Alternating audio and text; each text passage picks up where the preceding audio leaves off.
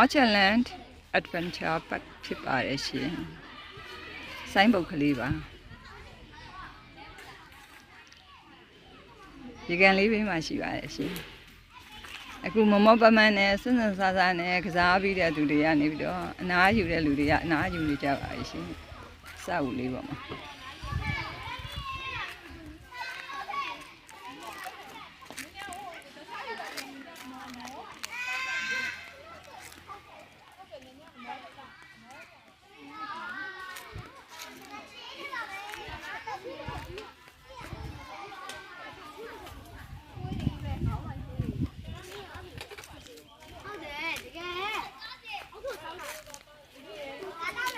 ဘာလေးတန်းစီနေကြပါပြီရှင်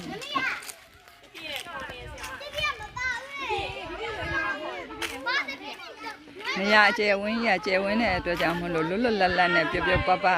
အရန်စိတ်ဝင်စားလဲရှိပါတယ်ရှင်